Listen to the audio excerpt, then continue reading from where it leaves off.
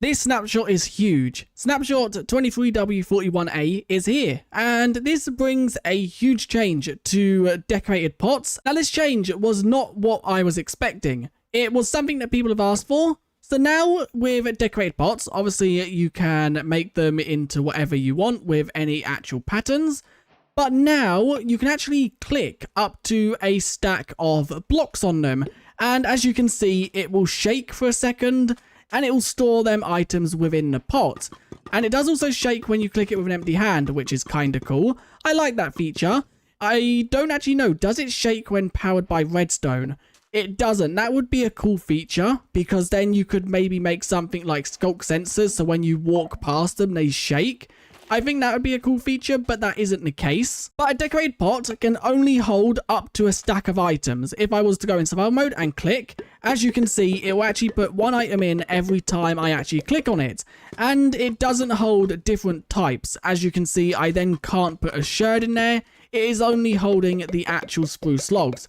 I really do love the whole shaking and the textures. Done a really good job of this, but as you can see, there is no way to actually open a GUI. The actual decorated pot has no access to the actual inventory.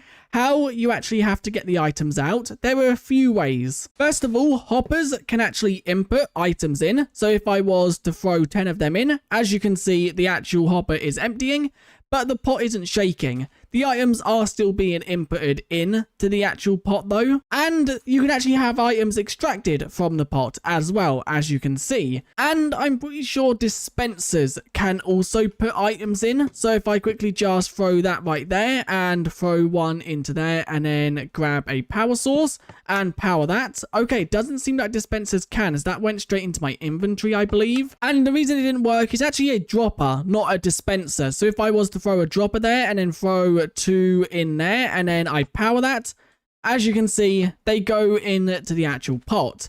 And that is the only way to actually get items out. You can put items in by clicking on it, and it can only hold up to a stack of a single type of item. If I was to start putting the sherds in, I then can't change and start putting a different item in.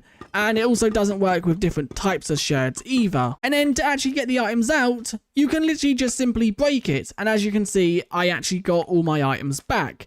But there is also another change to the actual decorated pots. And that is that you can now actually break them with projectiles. So if I was to bow this, as you can see, it now actually shatters. So we're going to try a load of different type of projectiles. It actually breaks with that. It breaks with snowballs. It breaks with eggs. And it doesn't break with splash potions. So arrows, eggs, snowballs, and tridents all can now actually break the decorated pots. And when it actually breaks them, it will actually, as you can see, shatter into the resource rather than the item itself. If you was to actually shatter one that has sherds, it will just pop the sherds off, as you can see. Another thing that I thought I would note, you can actually put non-stackable items in, but you can only put one in. If I was to now break this, as you can see, one bow now pops out. I think this is actually really cool, because you can now build a mini game with decorated pots, and then you can kind of put random items in. So let's say this one has a potion, this one has a trident, this one has a few eggs, and then this one has another decorated pot. You can then make a player actually shoot a pot, and that is the item they get in return. This is really cool, and I never actually expected Minecraft to do this. This current change is currently for 1.23, so it should release in the near future. There is no word on when this will be available in Bedrock, as I guess it will be at some point. Also, as you can see, decorated pots now stack up to 64. They no longer take up a single inventory space per actual decorated pot. And this does also mean if they have the exact same actual sherds, they will now also stack. The actual thing is though, they won't stack with other decorated pots. They have to have the exact same actual sherds or no sherds at all. They'll actually output a vibration signal of 11 when you put an item in to a decorated pot, as you can see. So you can detect interactions with the pots. when you actually shatter them with a bow, I don't actually know the vibration frequency of that because I think it actually detects the arrow traveling in the air. And the next thing about decorated pots, they can actually detect how many items are inside of them using comparators. So if I throw in, let's say, 1 item, as you can see, it outputs a signal of 1. Then if I throw in a few more, it's gone up to 2. Then a few more, it's gone up to 3. And all the way up to a max stack of 64 inside the pot will give the max signal of 15. There are some other changes within this snapshot as well. So with this actual snapshot, they have actually added a new thing to Minecraft Realms. This is both for Bedrock and Java. And as you can see, realms are now available in snapshots, starting with this snapshot. Every realm subscription comes with a free snapshot realm that is separate from your normal Java realm. So if you have a Java realm that is for Minecraft 1.20.2, you now actually get a free 23w41a realm as well. They are 2 totally different realms because obviously this is experimental toggles, so they don't want you to clash them and then lose stuff, which is really cool because it now means that you can actually experiment with future features and also upcoming changes without having to be in a single player world. Another thing about this is if you actually make the world from scratch, so you actually create a brand new world, you will also have options to the experimental toggles. Experimental toggles being the bundle and also the villager experimental changes. There are also some technical changes within this version. The first one is data pack version is now data pack version 20. And alongside this comes a new particle type. This particle type is called Dust Blum. I think that I'm saying that correct.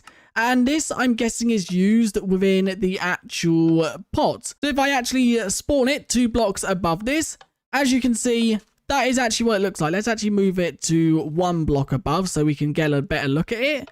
But yeah, you can see it's that little dust particle that actually plays. And I think that is what is used within the decorated pots when you actually insert an item into them. Now, one thing that I have just read, and I don't actually know if I'm understanding this correctly, but it says the name of non-living entities, so things like boats and armor stands, will now display the name if you actually look at them and they have a custom name. Rename this boat to subscribe and it does. Okay, so if you actually have a boat, let's quickly just grab a normal boat and you will see that if I place this down, no name is rendered because it doesn't have a custom name.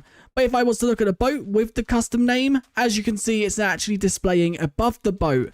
That is extremely cool. I don't know how this would be useful, but does it also work in survival mode? It does, and fallen down a hole. It does also work in survival mode, as you can see. I'm guessing this would then also work with armor stands and also minecarts. Yeah, as you can see, minecarts now will display the name, and armor stands do not. And then quickly, there are some technical changes, as you can see right here. They have changed function, command results. They have adjusted checks for the game rule max command chain length. They've also added a new game rule max command fork count. I don't exactly know what much of this means. It seems like you can also make decorated pots always be cracked, which they will always shatter when broken. That is also a new thing within data packs. But yeah, as you can see, there is a lot of changes to functions and also limits. And quickly, let's showcase what that actually cracked feature means. So as you can see, this decorated pot isn't actually cracked, and this one is. So when I now break this one, as you can see, it actually pops off the item. That was the one that wasn't cracked. This one will actually break as its items. But anyway, this is a huge snapshot, especially so close to Minecraft Live. Minecraft Live is obviously coming up on the 15th, and it's Wednesday. Minecraft Live is on Sunday. So I'm actually very surprised to see such a big snapshot so close. But anyway, if you enjoyed, do leave a like and subscribe, and I guess I'll see you guys in another one very soon. Thanks for watching, and I'll see you guys next time. Bye.